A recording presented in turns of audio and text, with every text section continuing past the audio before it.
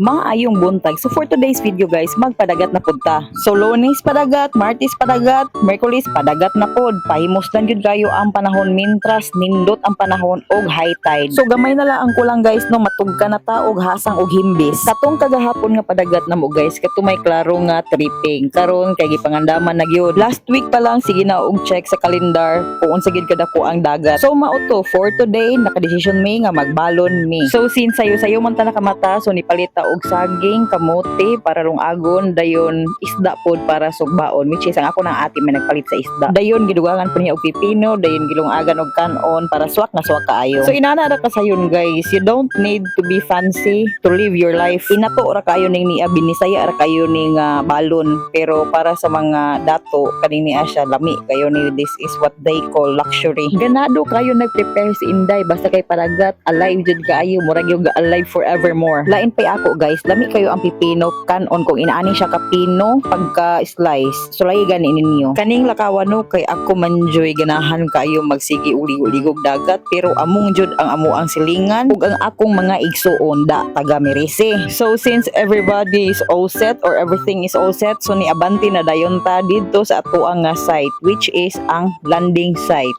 So mo ni siya among gitawag og landing site beach resort. Char sana So giayo-ayo ginato diha og site guys kay basin og mahulugan taglahing saway ambot lang. Sayaw bam bam bam bugsh. So naghinahina na dayon ta diha og plaster sa pagkaon guys kay para makapaniud to na ang all kay naabtan na mi ani sa alarm. Kay gi-estimate jud kaayo nga maabot diri nga ting paniud to kay ang lantong sa dagat is alauna. So mo na siya mo ang pagkaon nga gisalo-saluhan guys. Gamay ra pero lami kaayo. Okay kayo. So gisugdan na dayon namo ang pagpangaon no kay usa nga gigusla na ang all. Kaligoon na kayo ang mga bata. Imagine pag abot di ari gusto dayon nila motuslo pero gipungan ginako sila kay mangaon sa gyud mi kay basta ra ba makaligo na lisod na dayon kaayo magtawgananay. So sa mga dili tagadapitan no mauning ni ang view sa amo ang gikaliguan. So yes, high tide guys, tindot gid kayo kay pag tungsaw nimo diha medyo lalom-lalom na gidayon siya. So mao na siya ang rason guys nga nung gipili na mo ni siya nga spot. Kay didto mi magbatog-batog kay mag-dive mi kay lagi lalom. So like after few minutes nga nagtambay mi di ani no, napoy mga laing mga bata nga nangabot di ari nga nangaligo pod sila.